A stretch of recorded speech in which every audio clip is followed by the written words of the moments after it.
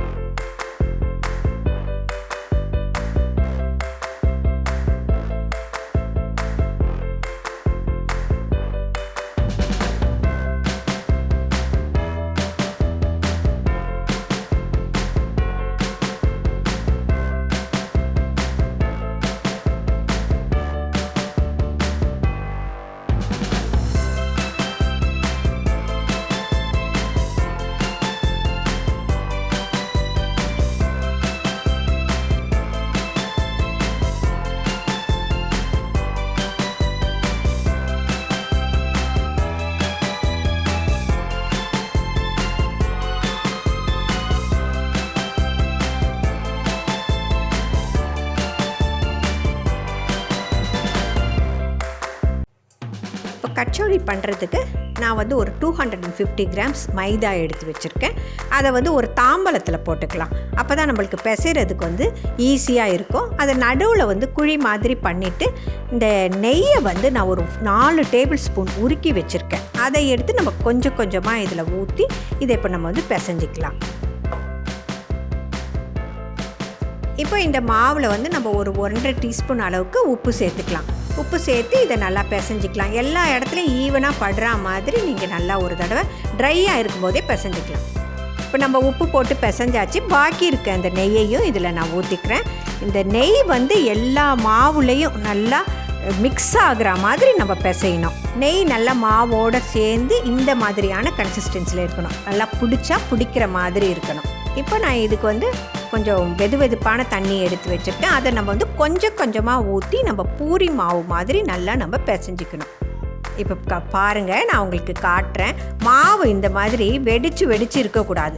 நல்லா சாஃப்டாக ஆகணும்னா அப்படியே சேர்ந்து வர மாதிரி இருக்கணும். அதுக்காக நீங்கள் நல்லா தேய்ச்சி இந்த மாதிரி பிசைஞ்சிக்குங்க. எப்படி சாஃப்டாக வந்திருக்குல்ல. இப்போ இதை ஒரு மல்லு துணி எதையாவது போட்டு நீங்கள் மூடி இதை ஒரு 1/2 hour தனியாக எடுத்து வச்சிடலாம். இப்போ அடுத்ததாக நம்ம ஸ்டவ்வை கொளுத்தி ஒரு பேனை ஹீட் பண்ணிக்கிறேன். இப்போ இந்த பேன் ஹீட் ஆனதும் ஒரு 3/4 டீஸ்பூன் அளவுக்கு சோம்பு, ஒரு 1/4 டீஸ்பூன் மிளகு, ஒரு டீஸ்பூன் அளவுக்கு கொத்தமல்லி, முழு கொத்தமல்லி அதையும் போட்டுக்கிறேன். அது கூடவே ஒரு 3/4 டீஸ்பூன் ஜீரகம். இதை போட்டு நம்ம நல்லா இதை வறுத்துக்கலாம். இப்போ நம்ம ஆற விட்டு இதை கொரகொரப்பாக அரைச்சி எடுத்துக்கலாம். இப்போ அரைச்ச மசாலாவோட நான் கொஞ்சம் பூஜியாக போட்டுக்கிறேன். நீங்கள் காராசேவு இருந்தால் காராசேவு கூட போட்டுக்கலாம். இப்போ இதை நல்லா நம்ம அரைச்சி எடுத்துக்கணும். ஆக்சுவலாக இதுக்கு கடலை மாவு போடுவாங்க. நம்ம கடலை மாவு போட்டு வறுத்தல் பண்ணுறதுக்கு இது நல்லா டேஸ்ட்டாகவும் இருக்கும், ஈஸியாகவும் செஞ்சிடலாம். ஒரு பேனை வச்சு நம்ம 2 டேபிள் ஸ்பூன் அளவுக்கு எண்ணெய் ஊற்றிக்கலாம். இப்போ எண்ணெய் காஞ்சிடுச்சு. இதுக்கு 1/4 டீஸ்பூன் பெருங்காயத்தூள், 1/2 டீஸ்பூன் கரம் மசாலா, 1 டீஸ்பூன் அளவுக்கு சுக்கு பவுடர் இல்லைனாக்கா நீங்கள் இஞ்சி கூட இடித்து போட்டுக்கலாம். இப்போது 1 டேபிள் ஸ்பூன் அளவுக்கு எள்ளு போட்டுக்கிறேன். 1/2 டீஸ்பூன் அளவுக்கு ஆம்ச்சூர் பவுடர் இல்லைனாக்கா நீங்கள் கொஞ்சம் எலுமிச்சம்பழம் கூட புளிஞ்சிக்கலாம். இதுக்கு 2 டீஸ்பூன் அளவுக்கு மிளகாத்தூள். இன்னும் கொஞ்சம் காரம் வேணும்னாக்கா நீங்கள் பச்சை மிளகா கூட இடித்து போட்டுக்கிட்டால் டேஸ்ட் ரொம்ப நல்லாயிருக்கும். இப்போ இந்த மசாலாவோட நம்ம அரைச்சி வச்சுருக்கோம்ல ட்ரை மசாலாவும் பூஜியாவும், அதையும் இதோடு சேர்த்து நம்ம நல்லா ஃப்ரை பண்ணிக்கலாம். இந்த மசாலாலாம் நம்ம வதக்கும் போது இறுகிடும். அதனால் நம்ம கொஞ்சமாக தண்ணி ஊற்றி அதை நல்லா நம்ம மிக்ஸ் பண்ணி விட்டுக்கலாம். இதுக்கு மெயின் இன்க்ரீடியன்ட் என்னென்னா பாசிப்பருப்பு. இந்த பாசிப்பருப்பை நல்லா க்ளீன் பண்ணிவிட்டு வாஷ் பண்ணி ஒரு 2 டேபிள் ஸ்பூன் அளவுக்கு எடுத்துக்கோங்க. அதை வந்து ஒரு 100 ml தண்ணி ஊற்றி 2 மணி நேரம் ஊற வச்சுருங்க. இப்போ அதை வந்து இதோட சேர்த்து நம்ம நல்லா இதை குக் பண்ணிக்கலாம். இது சீக்கிரமாக வெந்துடும். அதுக்காக தான் இந்த தண்ணியோடையே நம்ம ஊற்றுறோம். இப்போ இதுக்கு நம்ம தேவையான அளவுக்கு உப்பு போட்டுக்கலாம். பாசிப்பருப்பு வந்து ரொம்ப வேகணும்னா அவசியம் இல்லை. நம்ம வந்து பொரிக்கும் போது அதோடையே சேர்ந்து நல்லா ஃப்ரை ஆகிடும். இப்போ இந்த ஸ்டஃபிங் ரெடி ஆகிடுச்சு. இது நல்லா ஆறுற வரைக்கும் நம்ம வெயிட் பண்ணலாம். இப்போ 1/2 hour ஆகிடுச்சு. மாவு எப்படி இருக்குன்னு பார்க்கலாம். நல்லா சாஃப்டாக இருக்குது பாருங்கள், சூப்பராக வந்திருக்கு. இதை வந்து நம்ம நல்லா ஒரு தடவை பிசைஞ்சிக்கலாம் எல்லாத்தையும். இப்போ இந்த மாவை வந்து நம்ம ஒரே சைஸாக ஈக்குவலாக பிரித்து எடுத்துக்கலாம். இப்போ எனக்கு வந்து இந்த 250 grams போட்டதில் 8 பால்ஸ் வந்திருக்கு. இந்த சைஸ்க்கு நீங்கள் போட்டிங்கன்னா 8 வரும். நீங்கள் வந்து இதை நல்லா விரிசல் இல்லாமல் உருண்டலாக உருட்டிக்குங்க. இப்போ நம்ம ஒரு பாலாக எடுத்து நல்லா ஸ்மூத்தாக உருண்டலாக உருட்டிக்கலாம். இதில் வந்து கிராக் வராமல் நீங்கள் உருட்டணும். அதுதான் ரொம்ப முக்கியம். ஏன்னா நம்ம வந்து எண்ணெயில் போடும்போது வெடிச்சு போயிடும், உடஞ்சி போயிடும்.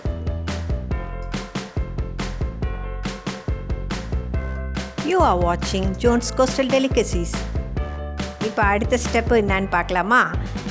நம்ம இப்போ ஆற வச்சோம்ல இந்த மசாலா, அது நல்லா ஆறிடுச்சு.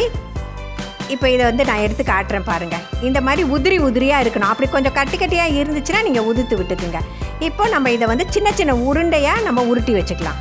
இந்த மாதிரி நம்ம சின்ன உருண்டையாக உருட்டி வச்சுக்கலாம். நம்ம மாவு வந்து 8 உருண்டை உருட்டி வச்சுருக்கோம்ல, அதுக்கு ஏற்ற மாதிரி இந்த ஸ்டஃபிங்கும் நம்ம வந்து 8 உருண்டையாக நம்ம உருட்டி வச்சுக்கலாம். நல்லா டைட்டாக உருட்டிக்குங்க, அப்போ தான் வந்து பிரிஞ்சு விழாது. 8 உருண்டை உருட்டியாச்சு. இது பாக்கி இருக்கிற மசாலா. இந்த மசாலாவை வந்து நீங்கள் சப்பாத்திலலாம் ஸ்டஃப் பண்ணி போட்டிங்கன்னா ரொம்ப டேஸ்டியாக இருக்கும். இப்போ 8 இருக்குதா, இதை நம்ம தனியாக எடுத்து வச்சுக்கலாம். இப்போ அடுத்த ஸ்டெப்புக்கு போகலாம். நம்ம உருண்டை பிடிச்சி வச்சுருக்கோம்ல, இந்த மாவை எடுத்து இந்த ஸ்டஃபிங் உருண்டையை லேசாக வச்சு ப்ரெஸ் பண்ணணும், ரொம்ப ப்ரெஸ் பண்ணக்கூடாது. அப்புறம் இது அப்படியே கவர் ஆகிற மாதிரி இந்த மாவை வந்து அப்படியே நீங்கள் ப்ரெஸ் பண்ணிக்கிட்டே வந்தீங்கன்னா அழகாக ஒரு மூட்டை மாதிரி வந்துடும். மூட்டை மாதிரி வந்ததும் நீங்கள் வந்து அதை அப்படியே ட்விஸ்ட் பண்ணிங்கன்னா, அப்படியே திருப்பினீங்கன்னா அப்படியே இந்த எக்ஸஸ் மாவெல்லாம் வந்துடும். அதை அப்படியே கிள்ளி மேலே இருக்கிறத எடுத்துட வேண்டியது தான். அதுக்கப்புறம் இந்த உருண்டையை வந்து நல்லா அழகாக ஷேப் பண்ணிடுங்க. இந்த மாதிரி பண்ணிவிட்டு இப்போ அடுத்ததும் காட்டுறேன் பாருங்கள். இந்த மாவில் நம்ம கிள்ளி வச்சோம்ல, அந்த மாவையும் இதோட சேர்த்துக்கலாம். நீங்கள் இந்த ஸ்டஃபிங்கை வச்சு மெதுவாக ப்ரெஸ் பண்ணி இதை அப்படியே கவர் ஆகிற மாதிரி அப்படியே க்ளோஸ் பண்ணிக்கிட்டே வாங்க. நான் செய்கிறது மாதிரியே பண்ணிவிட்டு அந்த மேலே இருக்கிறத வந்து அப்படியே நீங்கள் திருப்பினீங்கன்னா அப்படியே ஒரு மூட்டை மாதிரி வருதில்ல, இந்த எக்ஸஸ் மாவை அப்படியே கிள்ளி எடுத்துட வேண்டியது தான். இதே மாதிரியே நம்ம எல்லாத்தையும் செஞ்சு ரெடி பண்ணிக்கலாம். நல்லா நம்ம உருண்டையாக உருட்டி ஷேப் கொண்டாந்துடணும், அவ்வளோதான்.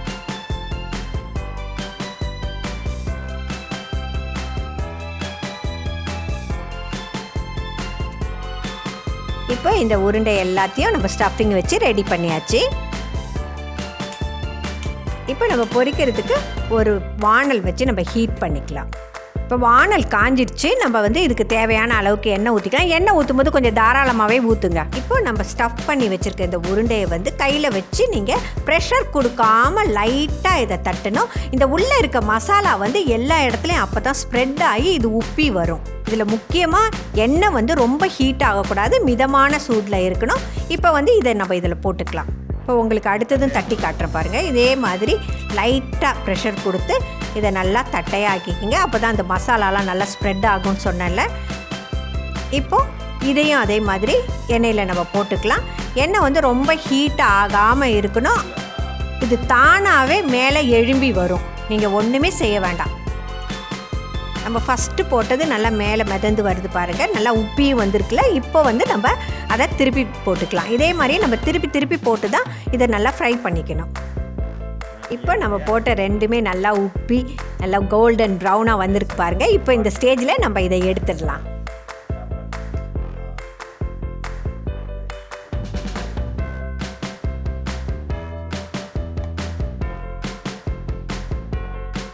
இப்போ இப்போ மீதி இருக்கிறதையும் அதே மாதிரியே நம்ம தட்டி போட்டு பொரிச்சிக்கலாம். ஒரு முக்கியமான இது என்னென்னா, இந்த எண்ணெய் வந்து ரொம்ப சூடாகிடுச்சுன்னா நீங்கள் ஸ்டவ்வை ஆஃப் பண்ணிவிடுங்க. கொஞ்சம் நேரம் ஆற விட்டுட்டு அதுக்கப்புறமா போடுங்க.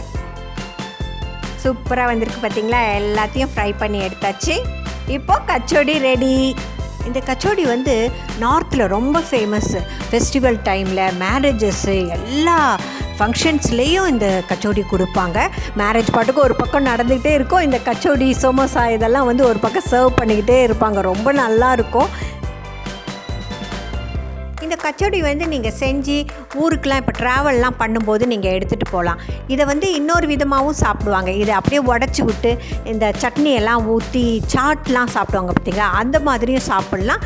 நம்ம இது வந்து தீபாவளிக்கு வந்து நம்ம டிஸ்ட்ரிபியூட் பண்ணுறதுக்கும், நம்ம வந்து பிளேட்லலாம் வச்சு கொடுக்கறதுக்கும் இது ரொம்ப நல்லாவே இருக்கும். இந்த தீபாவளிக்கு வந்து இந்த கச்சோடியை கண்டிப்பாக ட்ரை பண்ணுங்கள். இது ரொம்ப நல்லாயிருக்கும். அப்புறம் எங்களுடைய சேனலில் இது வரைக்கும் நீங்கள் சப்ஸ்கிரைப் பண்ணலைன்னா சப்ஸ்கிரைப் பண்ணிவிடுங்க. பக்கத்தில் இருக்கிற பெல் ஐக்கனை கிளிக் பண்ணி வச்சுக்கிட்டிங்கன்னா நாங்கள் இந்த மாதிரியான இன்ட்ரெஸ்டிங்கான வீடியோஸ்லாம் போட்ட உடனே உங்களுக்கு பார்க்க முடியும். இந்த வீடியோ பிடிச்சிருந்தா லைக் பண்ணுங்கள், ஷேர் பண்ணுங்கள், அப்புறம் கமெண்ட் பண்ண மறந்துடாதீங்க. உங்களுடைய கமெண்ட்ஸ் எல்லாம் பார்க்கும்போது எங்களுக்கு ரொம்ப சந்தோஷமாக இருக்கும். ஓகே, அட்வான்ஸ் தீபாவளி வாழ்த்துக்கள். Bye bye. தேங்க்ஸ் ஃபார் வாட்சிங்.